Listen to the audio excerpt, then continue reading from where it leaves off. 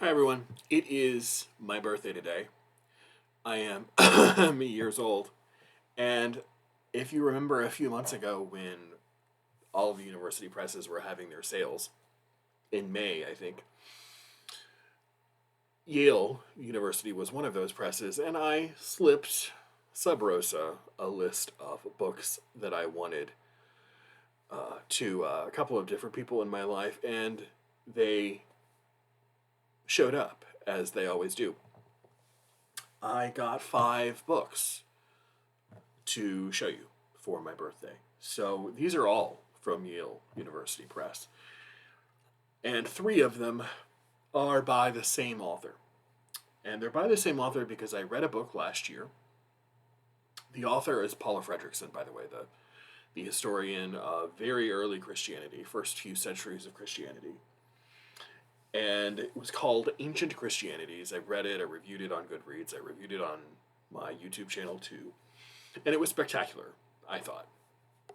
Just a really good synthesis of the different kind of strains of Christian thought and theology that come out of the first 500 years of Christian thought after it sort of makes its break from Judaism. These books go even a little bit further back than those 300 years. These are really the first 100, 200 years. And they, like I said, they're all by Paula Fredrickson. I have not read any of these. I'm going to give you very sort of off the cuff summaries of what I think these books are about just by doing a little bit of Googling. So don't come at me with complex theological arguments about books I haven't read yet, please. if if I do get around to reading them, and I will eventually, I will try to flesh out my ideas there, but that's in the future. This first one is, again, like I said, all from Yale University Press.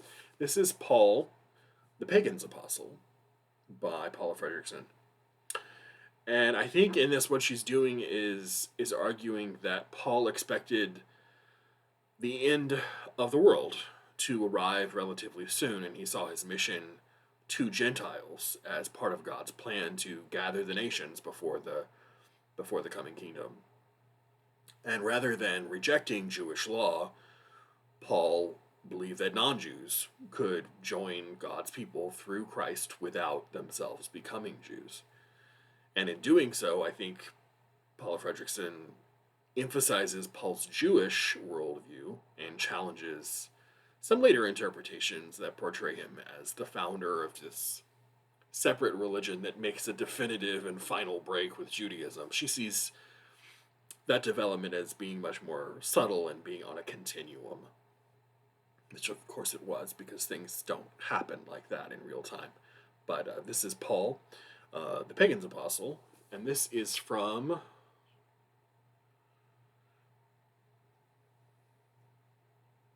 2017.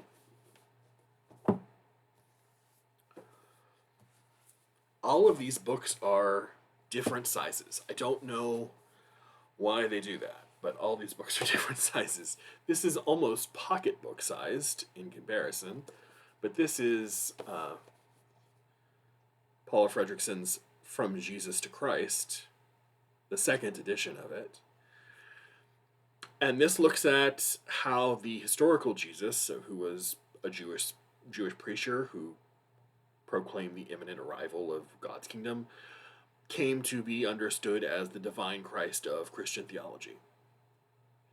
And she argues that Jesus and his earlier followers were firmly rooted in the apocalyptic expectations of first century Jewish theology, and the belief in Jesus' resurrection led his followers to interpret his life, death, and significance.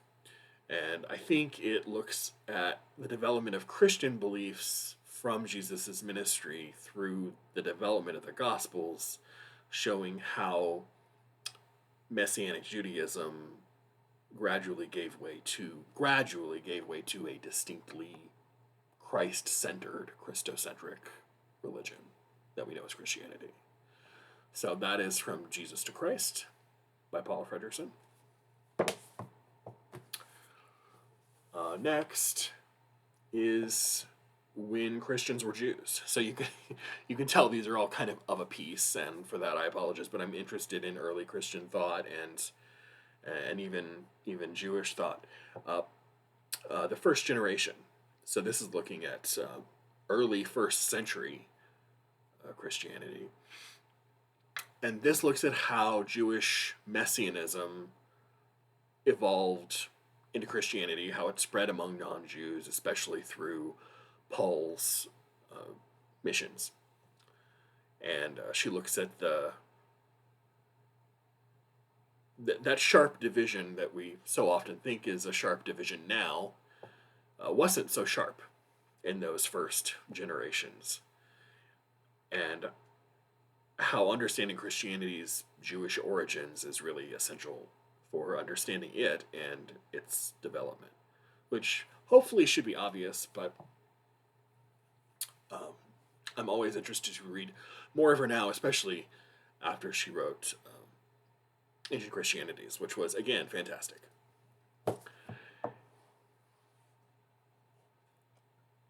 A couple of more books, two more books. This is a name I've been seeing float around for a while, and I don't remember where. I just vaguely remember the names of the books and the writer. So, James C. Scott is an anthropologist, and his work that he has done is mostly on ancient societies. The first societies, I think, especially economic development. I'll talk about what the book's about. This kind of challenges the traditional view of the rise of agriculture and the first states being representative of clear, linear human progress. I think James C. Scott argues that the earliest states emerged through grain-based agriculture because cereal crops were the easiest to tax and monitor. And they often, through taxing and monitoring, subjected populations to coercion, disease, warfare, and heavy labor. He wrote another book called Seeing Like a State, which I'm also interested in reading, where he looks at how states seek to make understandable or recognizable or legible through ordered practice like censuses and maps and surnames and administrative tools and regimented standardized measurements, how states can gain control of large swaths of populations. So kind of a theoretical, maybe a slightly theoretical take on early the rise and influence of early statehood. James C. Scott's Against the Grain, a deep history of the earliest states. And I've been doing a lot of reading about liberalism as sort of a political ideology over the past couple of years, and read a book last year called Liberalism Against Itself by Patrick something, I think, forgetting his last name. But I read it and reviewed it on Goodreads, reviewed it here.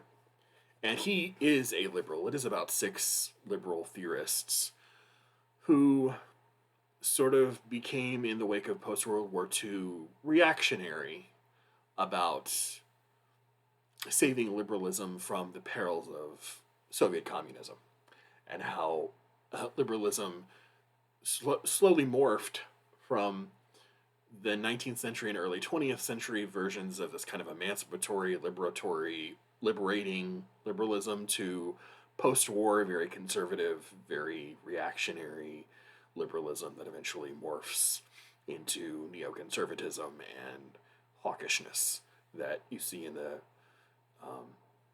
70s and 80s, I guess, from neoconservative thinkers. Anyway, This book is by Patrick J.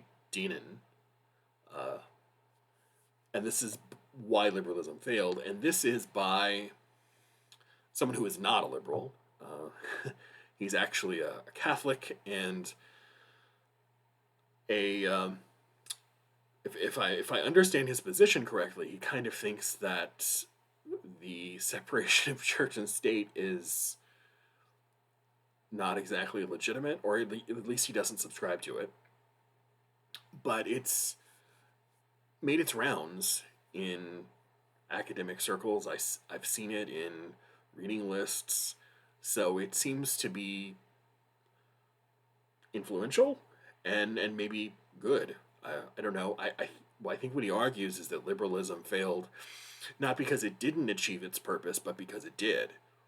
And that liberalism's emphasis on things like individual autonomy and economic mobility and liberation from traditional authority results in the erosion of social institutions like family, community, religion, self-government, stuff like that. It sounds kind of similar to Robert Putnam's Bowling Alone thesis. Putnam came out with a book in 2000 called Bowling Alone, where he basically says that same thing, sticks closer to sociological data. This looks like a more theoretical take on the same argument. But again, I haven't read it, so don't come for me. That is the last of 5 books. Patrick Deneen's Why Liberalism Failed. All from Yale University Press. Happy birthday to me. Wish me happy birthday in the comments. And if you'd like to see me talk about any of the books, or if you have read any of them and have any opinions, please let me know. And otherwise, I will talk to you later.